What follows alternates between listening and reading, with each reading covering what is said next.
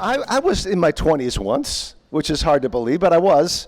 And when I was in my 20s, I had come out of professional rock and roll musicianship. I'd been traveling with a band, and actually a few other guys from that hippie culture came out of that whole thing and fell in love with Jesus, and fell in love with the Catholic Church, and fell in love with the Catholic tradition. And a few of us actually even were in the seminary for a while. But what we were doing in our 20s, myself and one of my partners, his name is George, is we were trying to evangelize on college campuses in Baltimore, Maryland. And, giving seminars and talks of just point A, point B, point C, somehow that wasn't drawing a lot of students who had been in class all day. So we kind of came up with the idea that maybe what was needed in evangelization for these college kids was something a little bit more creative. A creative communication of the gospel. And since we were former musicians professionally, we put a band together, but it wasn't just really a band. We were communicating through music, through songs, but also through storytelling.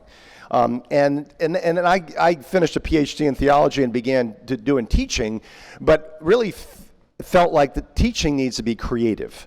It's interesting, a lot of times people think that Catholic tradition is conservative, but actually the great scholars before the Second Vatican Council who led to that council, and that includes Ratzinger, who became Papa Benedict, they felt like actually tradition is an incredibly creative principle. It's a progressive principle. And it's only actually when we get revitalized through going back to the sources of Scripture, of the early fathers, of the saints. The Catholic life, when it's at its most vital moments, our continued contact with those moments produces new moments of creativity. That's really the authentic purpose of the Second Vatican Council, was creativity coming from, the sources. So anyway, the Crossroads Initiative since 1981 has been all about going back and bringing forward the great moments of the Catholic tradition to express the gospel and the fullness of the tradition in language that anybody can understand using all forms of media. Back in the 1980s when we started, music, no-brainer. Radio was around. We started in TV, in EWTN. There wasn't any web yet. So we started a website in 2003, and that website, crossroadsinitiative.com, I hope you guys will bookmark it. I hope you'll use it. An easy way to find it is dritaly.com. Okay? But anyway, that site is full of great resources to spur creativity and to share the gospel with imagery, I think, that's beautiful. The site was designed by some great Catholic creatives. So anyway, I hope you'll take advantage of that site and take a look at the site. My job right now is to introduce our next session. And, it's really interesting. The most frequent line in the New Testament, in the Gospels of Jesus, the thing he says the most is, in Greek, mi phobou, which we translate, do not be afraid. But actually, it means stop fearing. Literally, it means stop fearing. Because the whole Christian life is supposed to be a pilgrimage that we're racing forward. We're moving forward. But things stop us, and the things that stop us the most are fears. So this session, we're going to be talking about that very thing. What is it? What fears are holding us back? And our presenter is a guy from Glass Canvas, one of the founders and president of Glass Canvas. Is that correct? J.M. Boyd.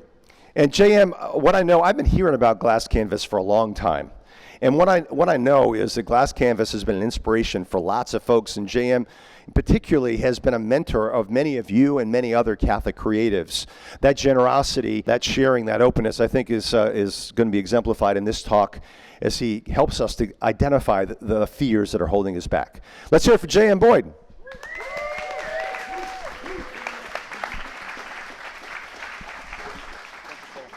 Thank you. You're welcome. Okay. Let me start by saying this. I had this slick presentation put together, had my team work on it. We put some stuff together. And on, I think it was Tuesday, Anthony had said, hey, can you get me some notes? And I was like, I think I just didn't respond. Because I went on a walk and prayed, and I was just like, screw it. And I threw the whole thing out. Because it felt like the wrong thing to talk about.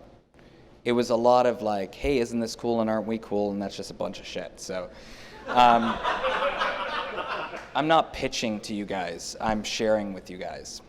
If there's one thing that we believe in, and it's the reason I will take every call I can and spend as much time with anyone who wants to talk about building a business like this, working in this industry, doing what we do, is that glass canvas is going to save the church and the world. We need thousands of glass canvases to do that.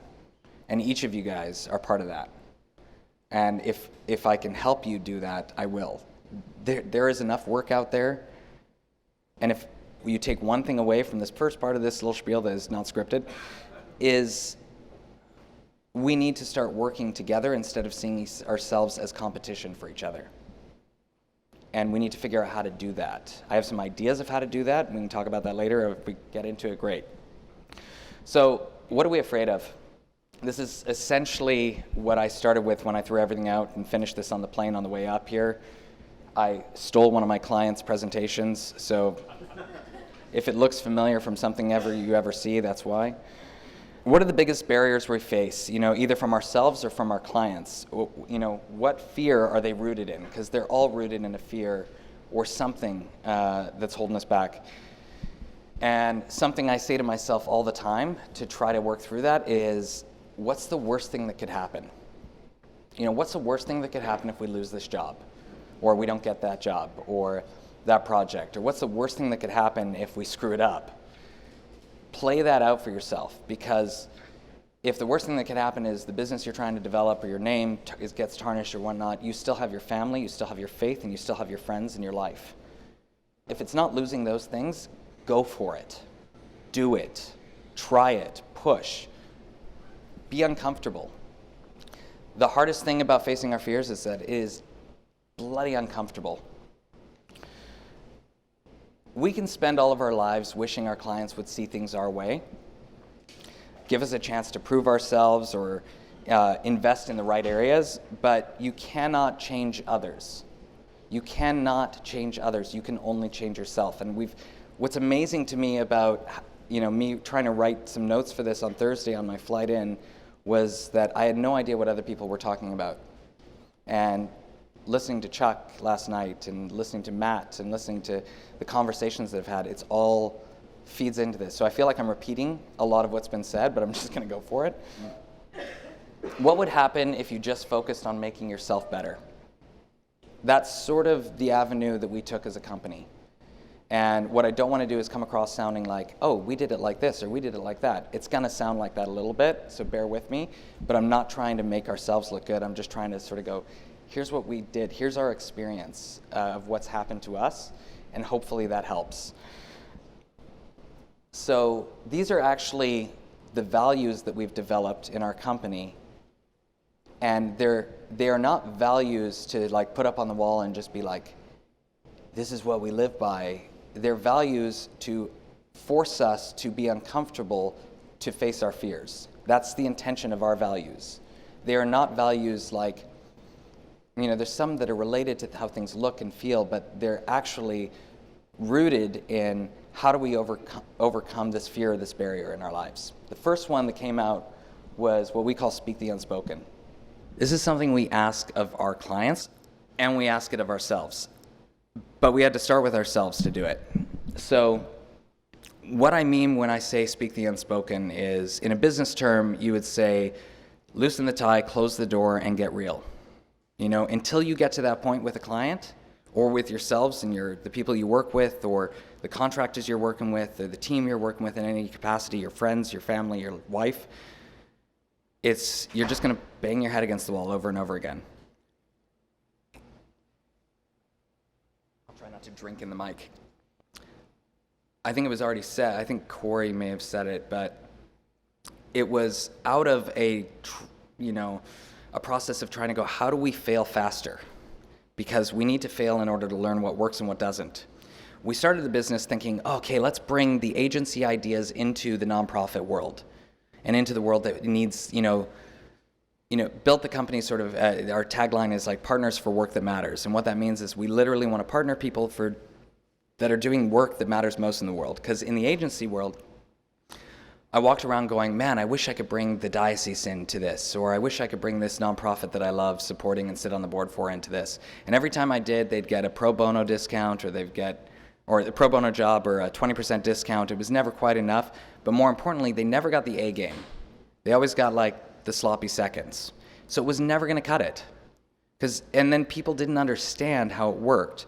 And when we tried to bring like the models we had heard from or read about or done into that world, it didn't work. It just didn't cut it. It wasn't how they operated.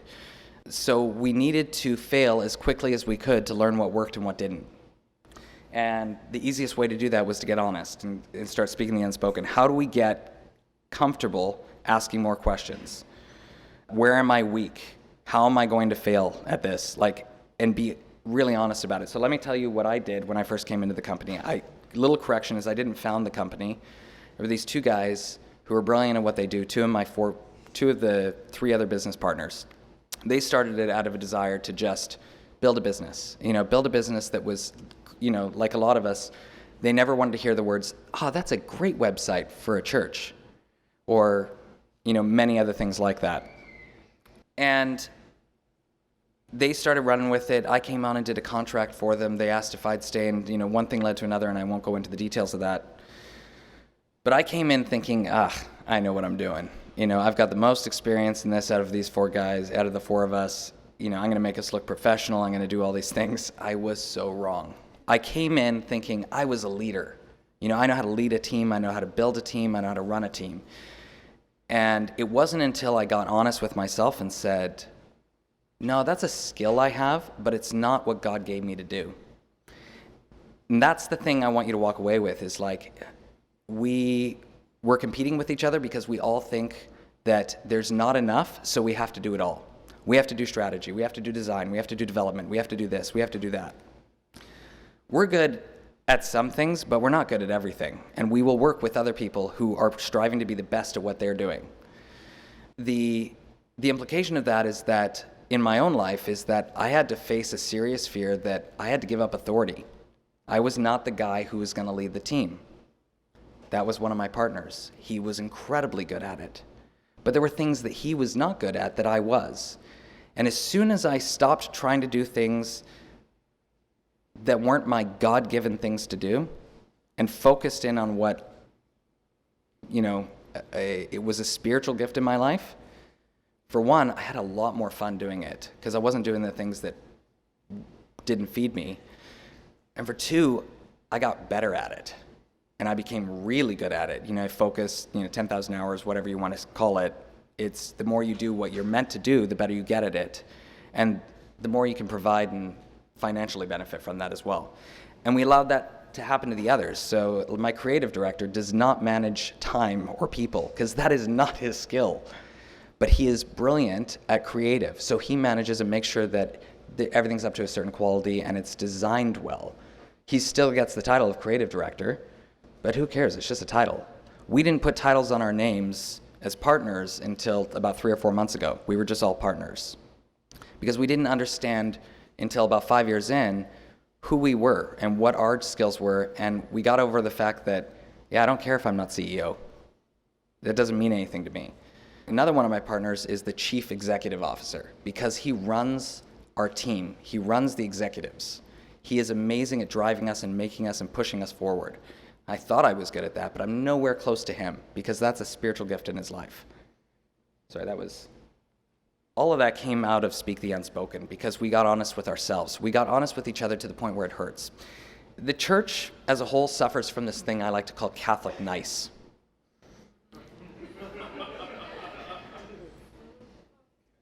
This is the reason we do bake sales at our parish. Because you get into a group of the teams okay, we need to fundraise, and someone says, well, I make a mean banana bread, let's do a bake sale.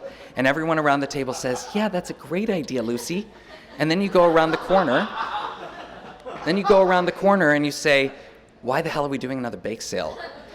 What you're doing is, you're not being a Christian in that sense. We are so nice that we're at a fault. We're not calling each other out on what's good and what isn't. What are we afraid of? Are you afraid that you're going to offend someone? Do it in love. If you're not doing it for your own profit and good, it's going to come across as love. We do the same thing with our clients, and we do it with every one of our staff. We will push and drive for conflict. And you have to learn a boundary because, some of us had to learn that you can use this as a weapon as well. Oh, I'm just speaking the unspoken. Yeah, why are you speaking the unspoken on this case? Is this to make yourself look good, or is it to help others? If it's to make yourself look good, you're going overboard. We demand this of our clients. And the only way to demand complete trust and honesty from your client is to lead with vulnerability. When you lead in vulnerability, people will let you point out theirs. So when I go in, when I'm meeting with someone, it is the most awkward thing to do, and I will tell them where I'm not good, where my team isn't going to succeed, where we're going to fail them. That is contrary to everything that you should do. But the only success that we've had in business is not making any business sense. Every 3 months, we do a quarterly day where the whole team comes together and we figure out what are we going to focus on for the next 3 months. I'm so off track.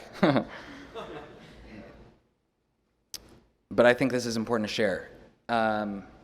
We're an ecumenical team. We're not all Catholic.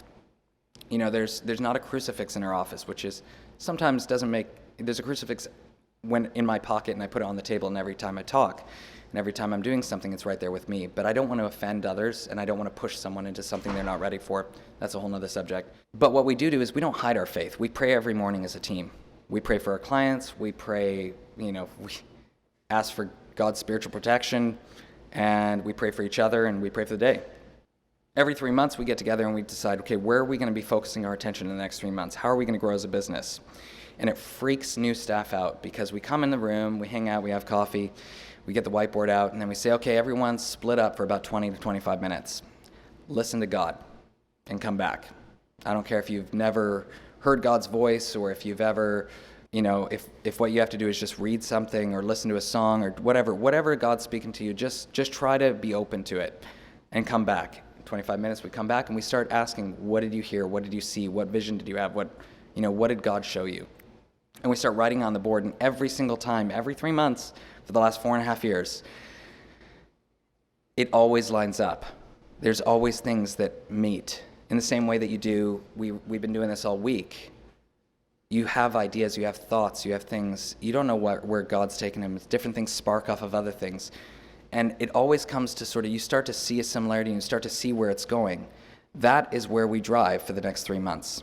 It's not financially we need to be at this place. We need to hire these people. Those are tactical things we have to do as a business. But that's not what drives us as a business. What drives us is God. And as soon as we take our eyes off that, we fail. And trust me, we've pushed for something we thought we wanted, and it's always been a failure. That's speaking the unspoken, just sort of being honest. There's a whole lot more to that, but you can sort of see the implications when you take that on as core to who you are. I think I may have said this in the panel, but don't be afraid to lose the business. They all merge together. Speak the unspoken, everything else. Don't be afraid to lose the business if you've ever read any Patrick Lencioni, that's one of his big statements, and we adopted it. If you haven't read Patrick Lencioni, go read him. Don't be afraid to lose the business means a lot of things. Primarily, it means, why are you holding this on so tight? What are you holding on to that you think is going to be a success? Like, generally, it starts with a fear. You're afraid to say what needs to be said to the client. You're afraid to go, this doesn't feel right, but I'm going to do it because I need to pay the bills or something like that. Again, I think I said it earlier. Do we not believe that God will provide? And sometimes he doesn't provide in the way we want him to provide, but he does. And sometimes, and usually, it's always at the last minute, which I don't understand. But, I have written down here, scarcity. Does God really provide? Yes, he does. I don't know another way to prove that outside of just saying, go wholehearted into it, see what happens. Hard part is when you have a family you have to feed and different things, do what you have to do to set up some. I don't want trying to be unrealistic, but be realistic with what you need versus what you want. There are things we need and there are things we want. The 4 partners, getting really honest and really real, don't make as much as some of our staff. We choose to just take what we need to build the business. We will grow into that, but we own the business. That's the benefit. There's a ton of other benefits that come from it. There is such a thing as work you don't want. I don't care how much the job is worth. I walked away from a $2 million contract because it wasn't a job we wanted. Sometimes I kick myself for it, but I know it wasn't a job we wanted. There is an actual cost to bad work. I'm going to give you an example of that. We really wanted to build this tool, and we couldn't get a client onto the idea of it, so we reframed it, and I went out and I sold it to another client that it would sort of work for, just to sort of do a proof of concept. That was me pushing instead of going through a door that God was opening. In that process, I think I told a story of don't be afraid to lose the business earlier, but this is another one. In that process, we ended up not really understanding what the client needed and what they could afford and what they could do, and it ended up costing us $120,000. The reason for that, in work, over the course of 6 months, so it wasn't all at once, but when you start actually looking at how much this cost you, it gets really scary.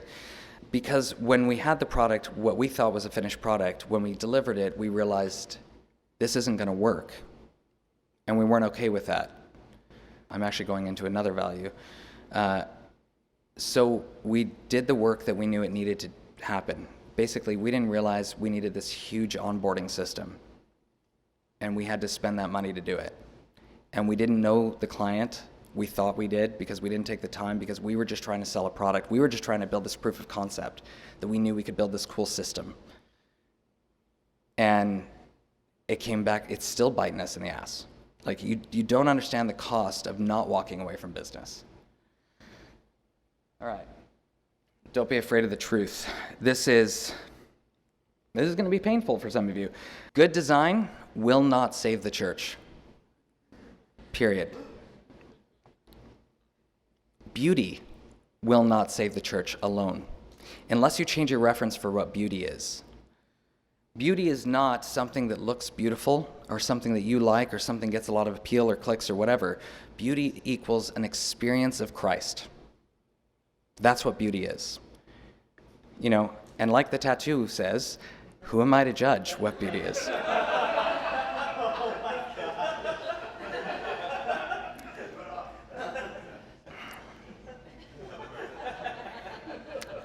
Hard to pass that one up. I am all over the place. I apologize, but I hope this is beneficial.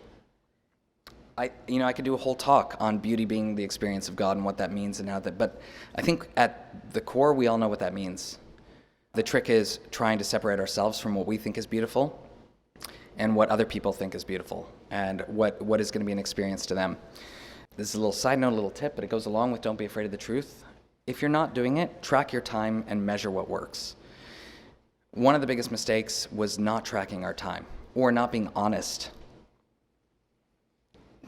Not really looking at the time. If I look back at some of our early projects and how much time we spent on them, we were probably making about $10 an hour because we were selling ourselves short. And that hurt. And it didn't hurt me, and it didn't hurt the client. It hurt my family more than anyone. There's another one that's going to be tricky. Co-innovate. That sounds like jargon, and there's just not another way to say it. And I think, I don't know how to say this properly, and this is the most uncomposed presentation I have ever given. Something we say a lot in our business and to each other and to our clients is, it's not my idea wins, it's the best idea wins. Saying this and acting on it are two very different things. We are drawn to our idea. How many people in your little groups today, as much as you thought other people's good ideas were great, you really wanted to tell your idea up there? Like, honestly, if we're honest with ourselves, it's sort of true. It's really hard to go, yeah, even though I think my idea is great, it's not the best idea. It's not the one that's actually going to work. That's really hard to say to yourself, so you got to just repeat it to yourself over and over and over, like those mantras we say to ourselves. It's not comfortable to be vulnerable like that. You know, one of the things I always look at is if I'm comfortable, something's wrong. Because if I want to grow as a person or a business or anything, I need to be as uncomfortable as possible. And that's what these do, is they help us put ourselves into an uncomfortable situation. It is really uncomfortable. So let me explain co-innovation. Co-innovation, in my opinion, that's so dangerous. Co-innovation is how I think the church should play, but doesn't always. So it's been said a few times in a few different ways. We do not know our clients better than our clients know themselves. No matter what great idea we think we have, the truth of the matter is they know their target and they know themselves better. Sometimes they don't understand it, and we have to help them unpackage it. But if we go in thinking that we know better, we've already lost, because we don't. So the only thing that we can do is co-innovate with our clients.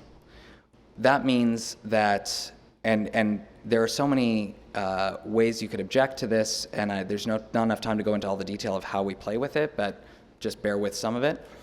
We'll go into a room with a client, and we will say straight up at the beginning, you know, honestly, sometimes these strategy sessions feel like we're being, you know, that we're not giving enough value. And that's our fear, is that we're never giving enough value.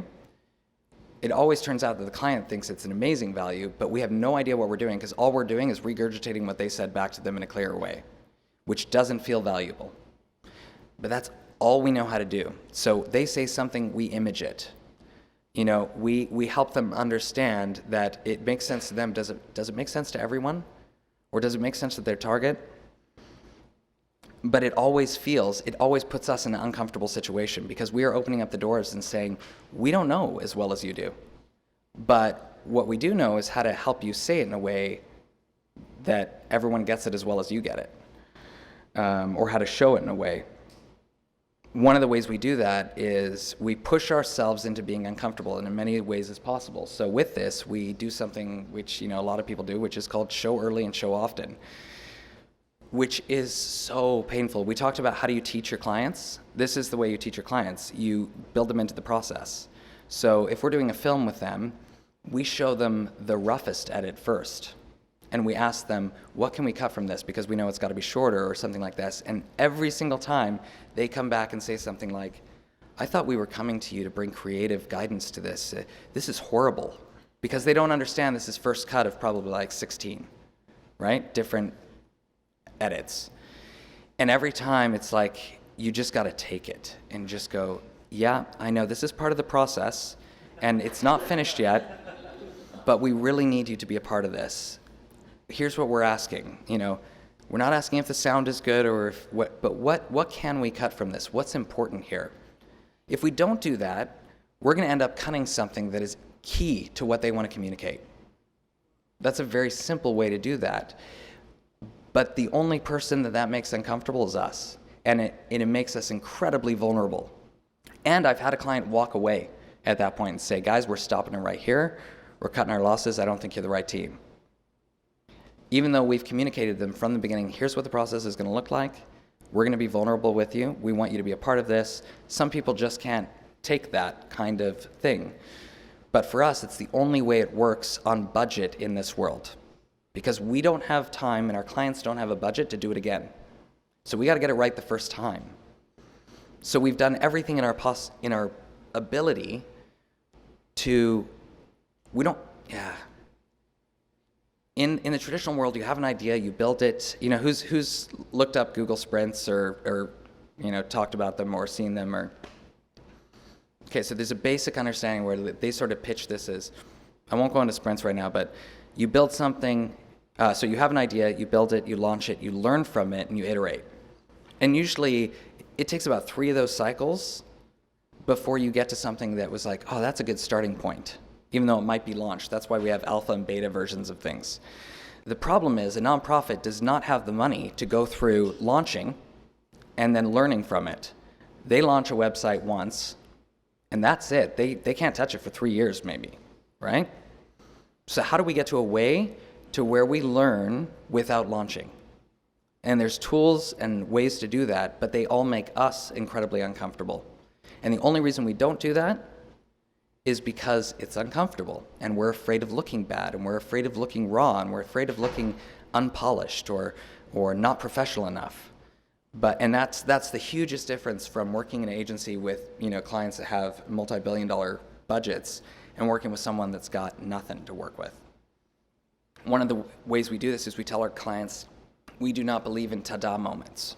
This is the traditional method. We're going to do a discovery session. We're going to learn all about you. Then we're going to go away and we're going to create something amazing. And then we're going to bring it to you and be like, ta-da, here it is. Aren't you amazed? Don't we look great? But it never wins. As soon as you go the ta-da moment method, it's all about you. It has nothing to do with your client. There is no us versus them in this process. We are never on the opposite side of the table with this. So those conversations about budgets or we need more to make it happen and stuff become a lot easier when you start off this way. Because you have buy-in from the very beginning. They're a part of the process. They've seen it all along the way. They've known everything. But again, it's incredibly uncomfortable. Like, it makes me squirm. And here's how I don't expect everyone to be able to have those tough conversations. I love those conversations. Those are the only thing I'm really good at in my life. I don't have a lot of fear in this kind of thing. I am afraid to jump off a bridge at too high, but I am not afraid to have a tough conversation. I think my wife hates me for that. I make her stay up late talking things through. Usually that's not the guy's job, but she's really, really a good person.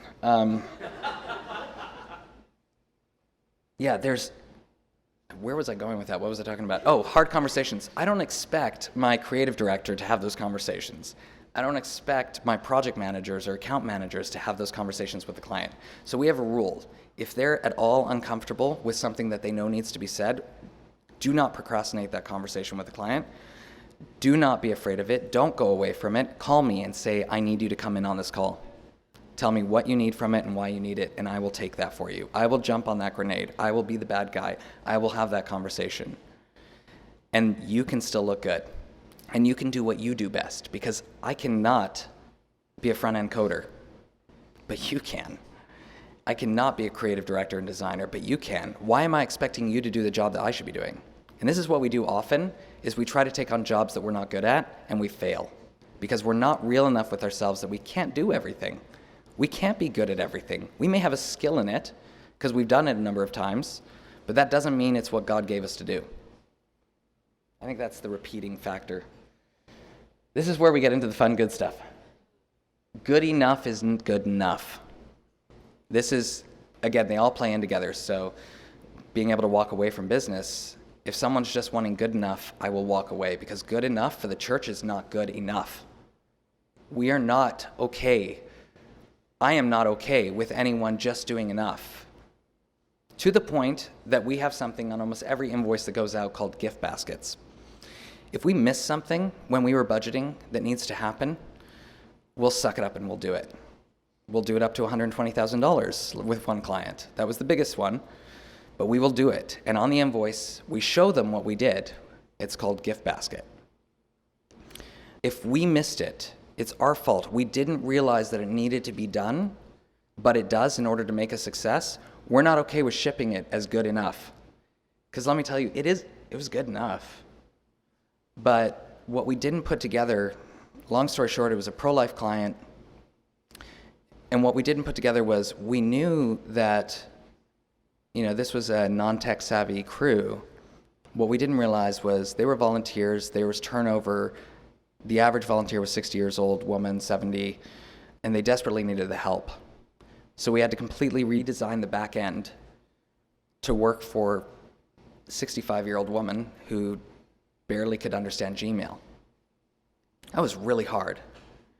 And it's not like 100%, I'd love it for it to be better, but it's way further than good enough. Go. 5 minutes. Okay. If we shoot for less than great, no one wins. No one ever looked at a finished site or a finished film or a campaign in film and said, oh, isn't that great? They must not have had enough budget. Seriously? No one can see through that. So all they're going to do is look at you and go, wow, they didn't really do a good job with that.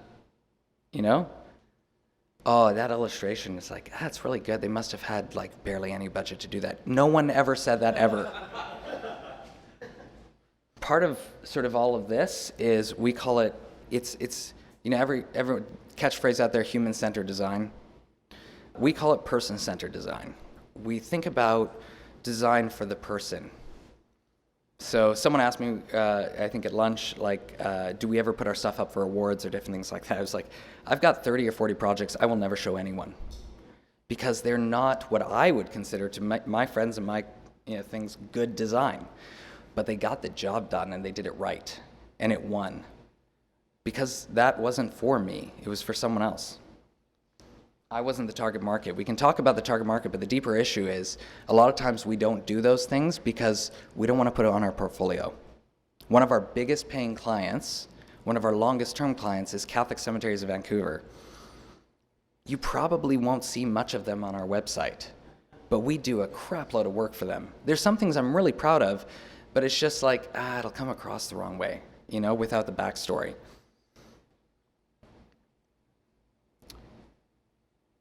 Yeah, great does not always mean the slickest, craziest design or technique. What makes you look really good or wins us some accolade or reward, that's not what great is. Great means it solved the problem and spoke to the target in the best way possible. The guts of it is that, I wish I could sum this up in like one, perfect little piece. There's so much more, like there's process and defining what that process is and living by that process and putting family first and what that actually means. Like, we're not afraid to hire. One of the things we had to challenge ourselves with is we work in a Catholic world. We have a lot of people that come to us that want to, that are Catholic. We have a lot of women that want to come and work with us. But you'd be stupid not to think, okay, this person is married, they're Catholic. What's the next step here? We are not afraid to do that. We put family first. That includes other people's family. One of my proudest moments, I didn't get to say it on the panel, one of the proudest moments in the last year is that we have had a baby in the business born every month for the last 5 months. And there's been someone pregnant and or married to someone pregnant for the last 2.5 years still running.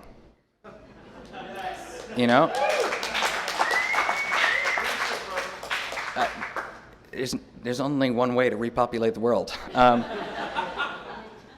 when the zombie apocalypse hits. But we're not afraid of those kinds of things like, hey, I know we're only going to get you 6 months, but you know what? That 6 months is so worth it to me because you're amazing and I want to build you up as well as build the business up. That's part of it. There's a severe lack of women at the top, and that's not your fault. I wish I could speak as a woman. I can't. I do have 4 daughters.